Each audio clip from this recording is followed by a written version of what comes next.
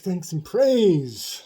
You fabulous dissidents, thank you for coming back to the slick distant shared artistic expression. I have a whole new format for presentation that I'm going to try out on this episode. I've got my laptop, my topple, right over here. And I'm going to read some of the graphics that I made and edit them in afterwards.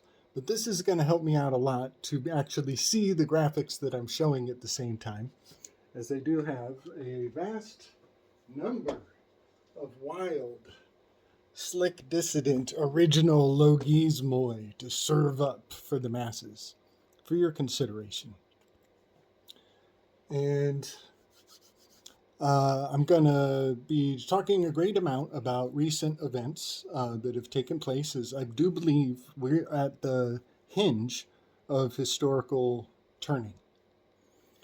And I have the stars, the Theos, the racers, on the tracing board of the territories map here behind me, signifying, I think, Super Bowl.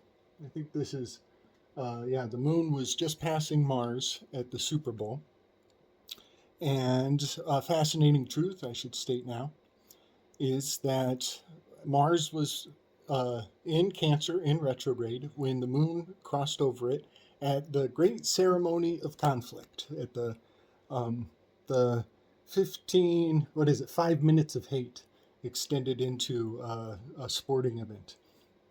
And old Chumpster went to the sporting event to increase the vitriol and do a ceremonial ritual where he made history by flying over the Gulf of America, GOA. Sounds a lot like Goa. Sounds a lot like the root of Goetic magics. And in that flight was the first recorded time that the Gulf of Mexico was given a new name. And then he went to this great big ceremony as the moon was passing over Mars that has been in retrograde in Cancer for quite some time. And I heard a rumor, maybe you guys can test me, brah. I heard a rumor that in 1860, when the Congress was at a standstill on the 14th Amendment, I heard that Cancer was in retrograde then. 18.6. That is the distance in time between lunar standstills. That is the distance between the field goal posts. 18.5 feet is a field goal post. So they are really harmonizing to the 18.6 lunar standstill cycle. And so the Mars and the moon were in Cancer on Super Bowl night. The day that the Mars comes out of retrograde, Cancer, the moon will be 180 degrees, I'm pretty sure, in Capricorn, is the day that the Mars comes out of retrograde. So that is pretty significant that it has a 180 degree path to complete half of the circle on the day that Mars comes out of its retrograde. That is to say, I could also measure this out as 2 weeks from now, the moon will be in Capricorn and Mars will come out of its retrograde. Also, Mercury is doing some fancy moves here in Aquarius. The Mercury was aligned with Ceres on the night of the Super Bowl. Let me bring the moon back to Super Bowl time. Okay. So many fascinating alignments in the heavens as history is being made right now. And I'm just going to try to fly through and be concise. Suni Williams and what's his name? Butch. Suni Williams and Butch Wilson, maybe, are stuck on the ISS still, which is hardcore Mandela effect. I'm pretty sure I heard a headline that they had landed and that debacle was solved. And now here they are gaslighting us, telling us, oh no, they've been up there the whole time. So yeah, I think I heard a headline that they had come down. And then the headline comes out that nope, they're still up there. Mandela effect, y'all. The Hellenic rewrite, trademark capture. We can tell you whatever we want. So Suni Williams is Medusa. Her hair is at zero gravity. It's a hair-raising experience. We're holding our breath. I wonder if she's genetically related to the original Wicked Witch. If not, she is scripted to look as though there are genetics between her and the original Wicked Witch. With the witch with her broom flying around, it's just like Suni's hair up there. But she is, if she's Medusa, she's going to be in the Sun card where Perseus is. Perseus is holding the head of Medusa. On most Sun cards, there's a baby Perseus riding on the back of Pegasus in most Sun cards. And on his hip is the Algol star that Suni Williams represents. But the Witch of the Oz was a death card. She was dressed up as the death card. And I'm asking myself, what's up with this? Well, mythologically, there is fascinating consistency because Perseus is the son of Hercules. That's the child of Hercules up there in the Aries constellation, holding the Algol star. And this death card is in the shape of Hercules. So there's a birthing. It's as though Suni is the child or the daughter of Death Card Wicked Witch from the West. ISS, gematological, most simple ciphers is 911. And Stargate is a real bag of tricks. I'm gonna, let's get lost in the sauce on this, y'all. Get lost in the sauce with me, come on. Stargate is, I'm going to do Bostrophodon. I'm going to anagram it 3 times back and forth. Great Sat Tragedy Strategy. The Great Sat Tragedy Strategy. I think Saturday Night Live is getting a little hailing there, as they are the CIA that we call Hollywood. But yeah, I think they're going to milk the greatest lie that was ever told for all it's worth. The word Mylean dialogues is an anagram for the moon landings. And the summary of the Mylean dialogues is the strong do what they will and the weak do as they must. There's a lot in the specificity of those words. A lot in the specificity of those words. And by the way, the Mylean dialogues are on the lap of Clio in the Thucydides history of the Peloponnesian War. Clio is the muse of history. She's getting a lot of work put in over the past couple months. Clio's been busy, y'all. Yeah, history is in the making right now. Also, my big decode about how, let's see, when the sun is in December 22nd, there is a meteor shower that peaks in Ursa Minora. And this Ursa Minora is on Christmas Day. The Minora is illuminating down onto Cassiopeia and Cepheus and Cameloparditis. And when you take those 3 shapes, you have the nativity scene of the Christ. The stage lights of the pole star Polaris is shining on December 22nd every year exactly onto the nativity scene. And the pole star moves over time. So this crowning of a new king is very correspondent to tracking the time frame of when the pole star has shifted. I think a lot of Christians would be getting a kick out of finding the Bible in the stars, giving us a time frame to consider. Different myths for different ages, you know. Sure enough, the anus of NASA has spewed out a new terror, a new messiah to be horrified of, is asteroid 2024 YB4. YR4. I think it's YR4. YR4, thou Romeo, has a chance of hitting Earth, and it's slated exactly on the day of December 22nd in 2032. Numbers, y'all. They think we're like the Akus or the Matematikoi, the worshippers of numbers. I'm just a big fan of patterns myself. I don't worship numbers. Ursa Minora on the 22nd is raining down, and they tell us that there's a 1% chance that it might happen. And that's the one, in political speak, the 1% means something totally different, that they're keeping their one finger on the button, and that button is the cube, the book, the cub, the Ursa Minora. I think this is the key trigger to even when we hear like child trafficking. This is the tender spot of making the child sacred, making the cub sacred. and our psychology, and it's animal totemdry. That's the other thing. To read the stars is to read animal totemdry. All right. Turns out Amy Winehouse, just days before she passed away, give thanks and praise, bless her heart, she was rocking the circumscripta, just like Tulsi Gabbard. And this makes a whole slew of characters. There's some S.H.I.E.L.D. agent from Marvel who has the circumscripta, like Tulsi. Even Morgaine from David Eddings' fictional novels had the circumscripta. And Wonder Woman, definitely wired into the Tulsi Gabbard. But I want to point out that Tulsi has always been the Wheel of Fortune card, all the way, the whole time. A little bit, I could see her being related to the star card, as she has that eye slut, and the star card 17 adds up to an 8. 8 has the shadow of lust. But I've always seen her more as the Wheel of Fortune card. A reformer perfectionist, reduces to the number 1 in the Enneagram.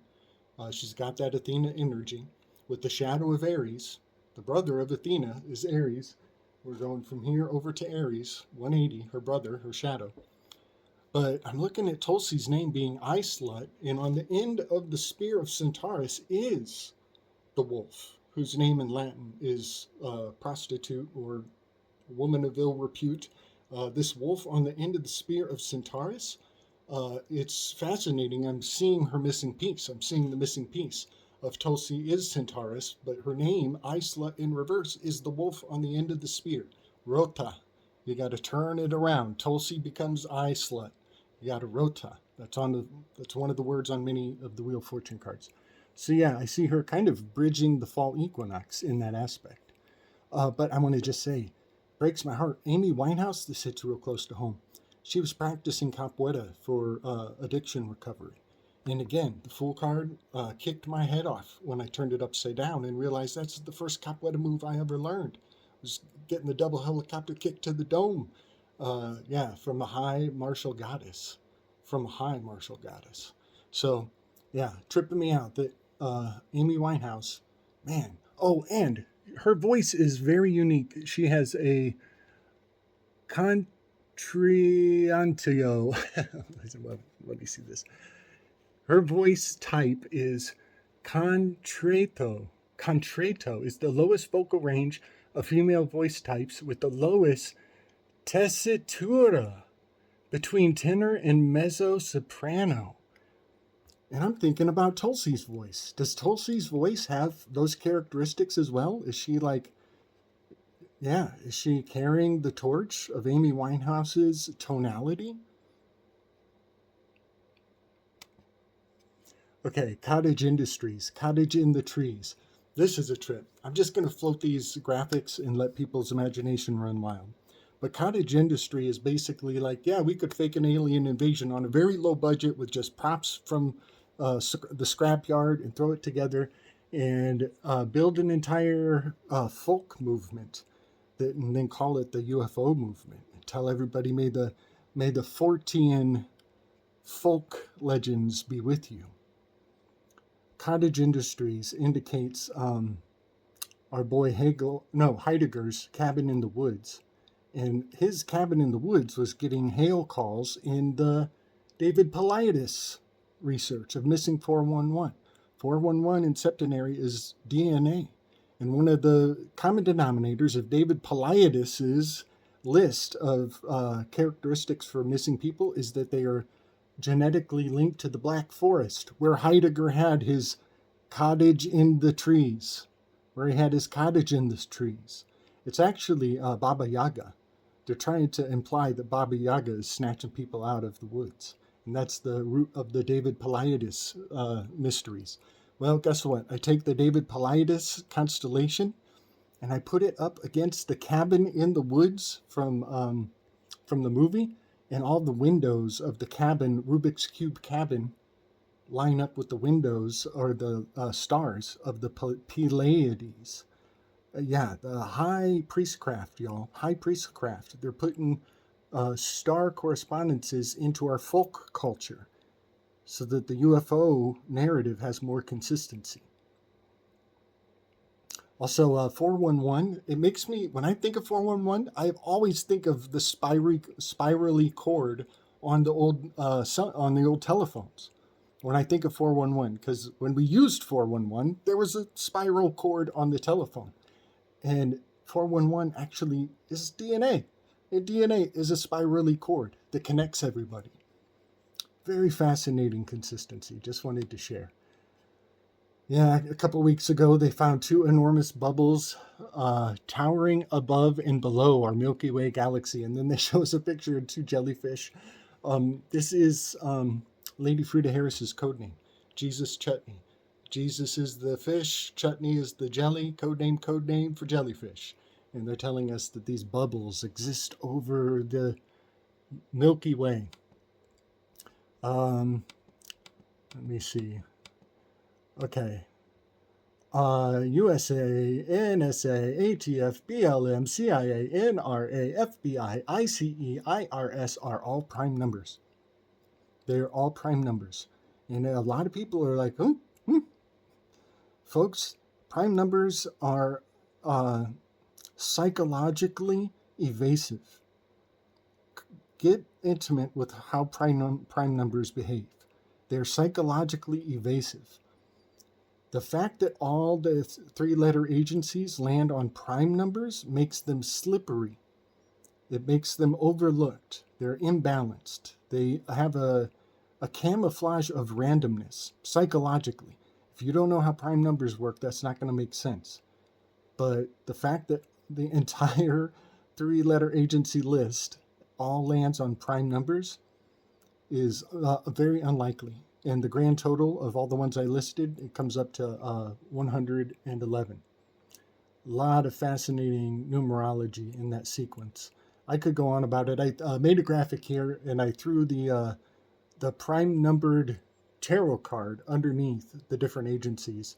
And I'm just going to leave it at that. I could take it and run, start working some Enneagram into it, but I just wanted to share some of the schizophrenic creative juice that I enjoy so much. Oh, and here I've got a graphic of the sequence of prime numbers as well. Maybe I'll include that so you can get familiar with prime numbers, folks. They are characters. They're real characters. They have a real, they have habits. Let me say this. When I take all the prime numbers, the entire prime number list, and reduce every single prime number, some fascinating patterns come out. When I reduce every single prime number that there is to a single digit, it all lands on the Enneagram heptad. Almost, with the exception of 2 and 3. No, with the exception of 3. Every reduced prime number lands on the heptad of 14285714285 but it's a bit of a scramble. There's no sequencing in it, but there is not a single prime number that does not land on the heptad of the Enneagram. Prime numbers are very important. Okay, science. Psi once. All that I know is that I know nothing at all. I'm looking at the symbol for psi, PSI, and it's Lumiere from Beauty and the Beast. It's the candle dancing dude, the Frenchy candle dude. And this is really wild to me because I do have a strong suspicion that Socrates, because he comes through the Greeks and comes through the Gallic, and the French, he definitely has a lot of French imprinting on what Socrates is. But all he knew was that he knew nothing at all. He's the mystagogue of psi once. Oh well. And I play around with the word scientific with Latin Google Translate. You can break it up to get know that they are effective. Psi int effic is know that they are effective. Psi in t fic is know what you are doing. Psi in I t fic is know that I will do it for you. And just straight up spelled as it's written, psi inti fic means know that it is fiction. All right. Also, the buttons on your YouTube, I believe this is YouTube, the mute, the stop, the settings, the present, and the leave studio buttons are all planetary sigils. This is so fun. The sigil for mute is also the glyph for Pluto. And this is fascinating because the word use and the word meaning are almost interchangeable in the Lex Mercatoria. It's not meaningful if it's not useful. And we use these buttons in a context that means what the sigil is. So the mute button is Pluto. Pluto's the god of the underworld. When you go mute, when you never speak again, Pluto.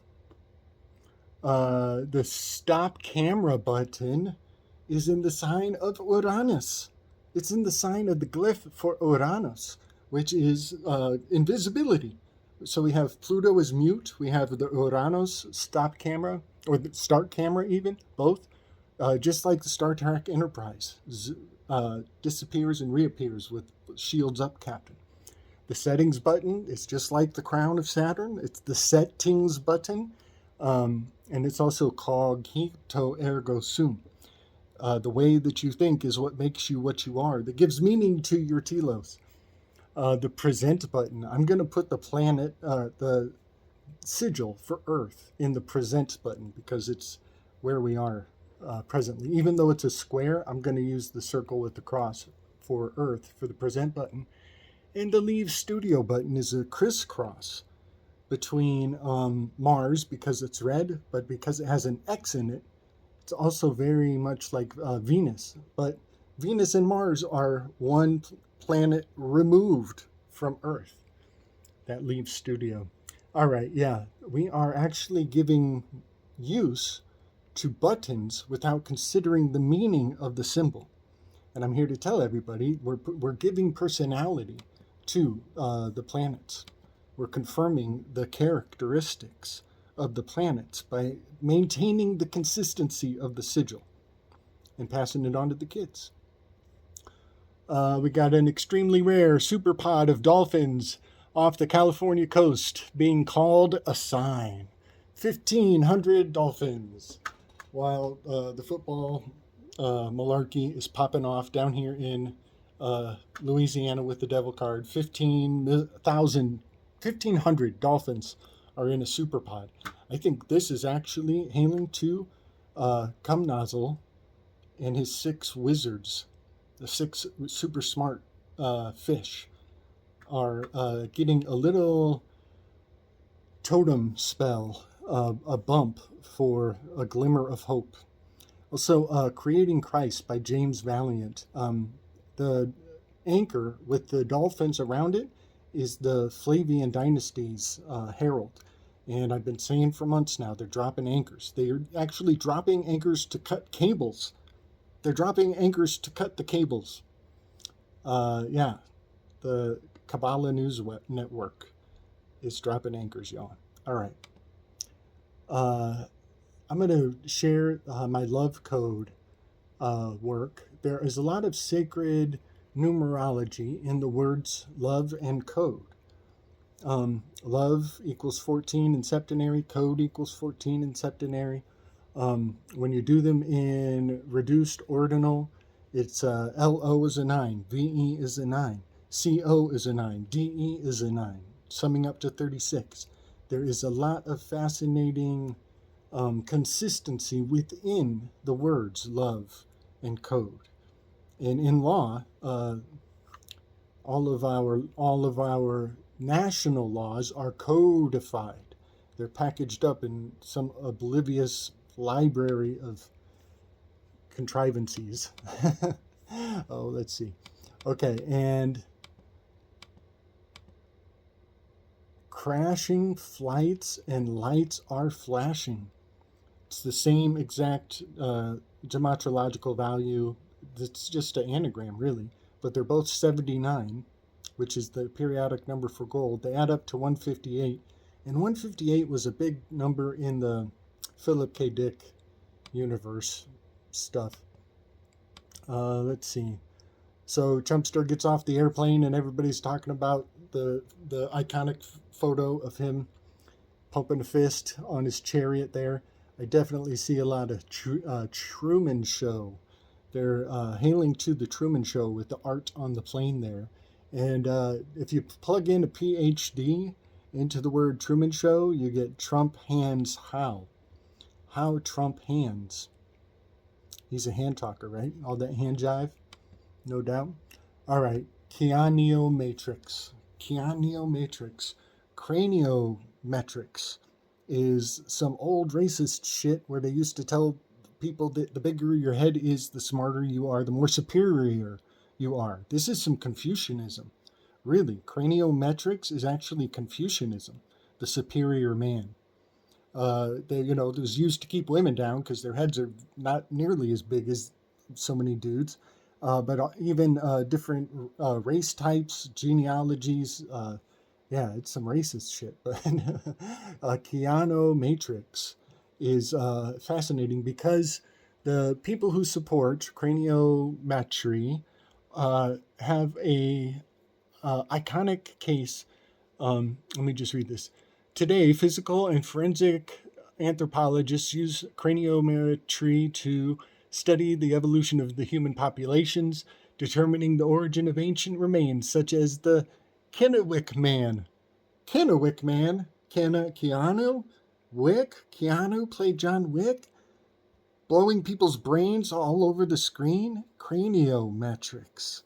Craniometrics. Yeah, so I got a graphic for that. It's just some weird Deus Ex Machina, almost, I think it's banalizing brain surgery. That's really what it's doing. It's banalizing brain surgery. So people are like, meh, have at me, doc. You're clearly a superior man. Okay, one more. Oh, I'll bring up a graphic for the Eyeball Nebula in Aquarius. I just want to really substantiate the fact that the Tower card belongs in Aquarius because it has the all-seeing eye that everybody wants to be worshed. Everybody wants to be worshed. They want to be seen by this eyeball of the surveillance state. And we have been ever since we started using the letter I to signify the self that subjugates you into fiction. As soon as you associate with what is written down and you say, yeah, that's me, I am that, you feel seen. You feel like you've been witnessed. And now you can participate in fetishizing the facts. The all-seeing eye of the desire to be worshed. Everybody wants to be worshed. And if you don't want to be worshed at all times, then you must be unsanitized. You must be unsanitized. You must buy local. All right. I think those are the graphics I care to share. Oh, nope. Big weave, big weave. Bringing it home. Bringing it home, y'all. Get ready. Here we go.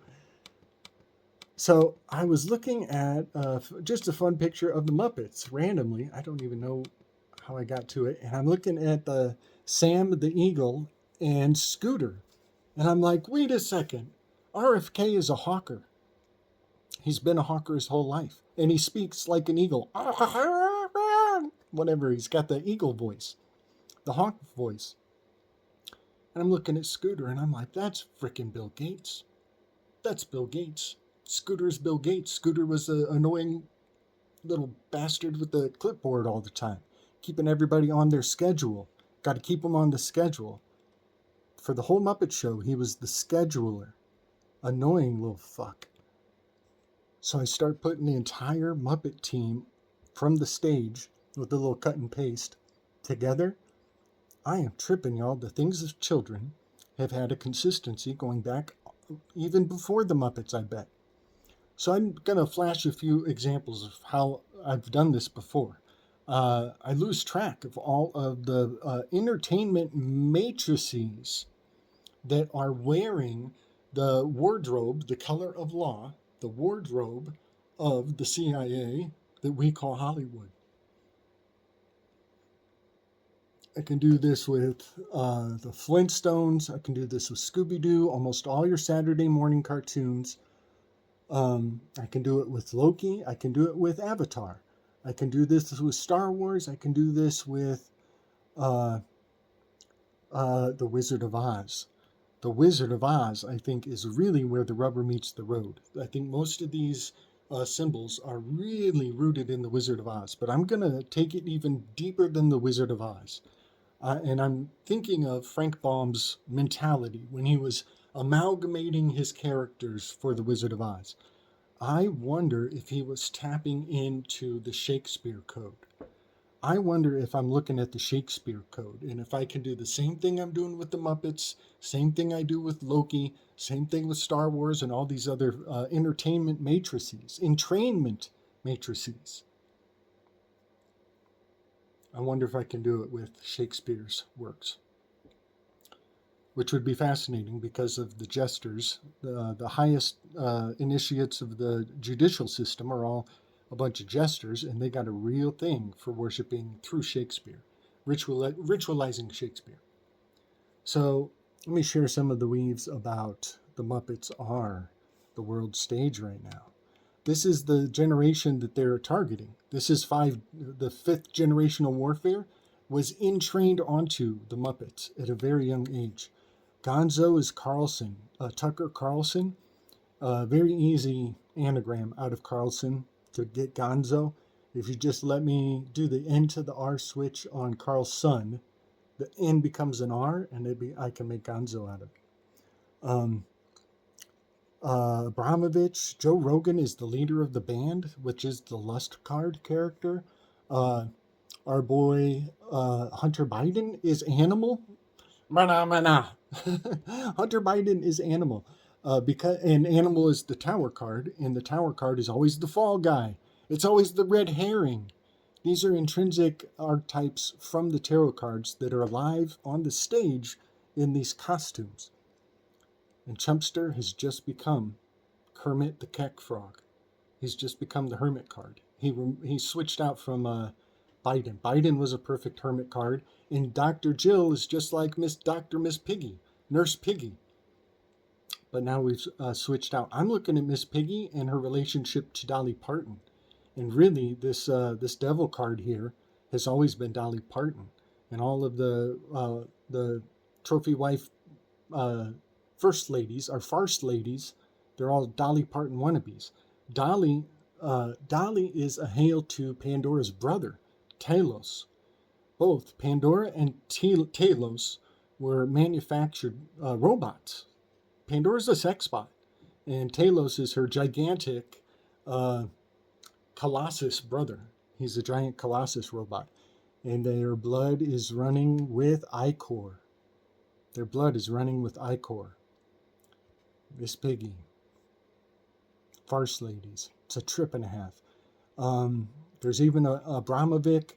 I'm looking at Zuckerberg is very much in this lover card because of the Borgia family. And Scooter is Bill Gates.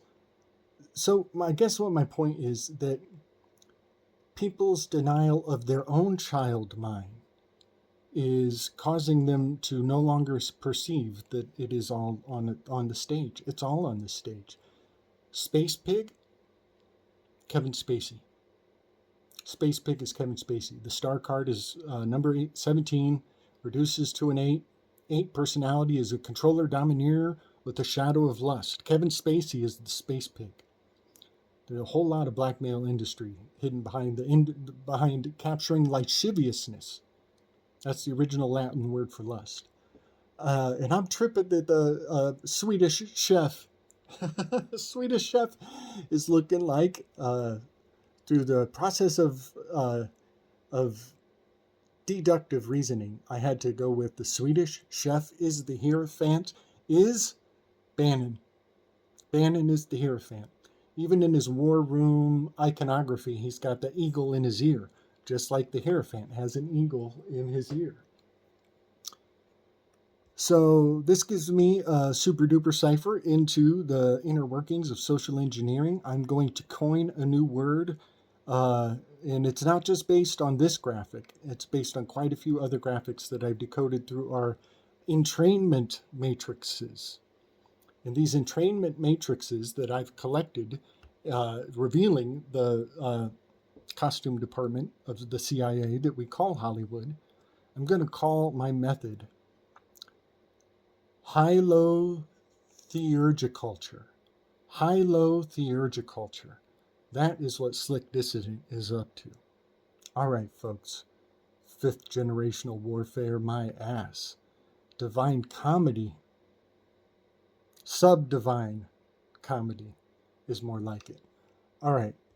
Big love and respect, everybody. I hope you enjoyed the picture show. Honor your inner child, but don't become your inner child at the same time. But it really is the blind spot for so many people, that their inner child is so wounded that it's stuffed in some closet, and they're forgetting all these associations that they were entrained into making so long ago, that it's buried in their own history. All right, and I'm sorry if I didn't pull up your favorite Muppet. There's quite a few Muppets missing from the picture, but I'm sure I could fit them onto a tarot card right sweet. All right, bless up, everybody. SlickDissident.com down below. I got the hoodies and the Zippos and the t-shirts and the tarot cards. And also, please, you're very much welcome just to donate. PayPal, Cash App, it's right there. All right, love and respect.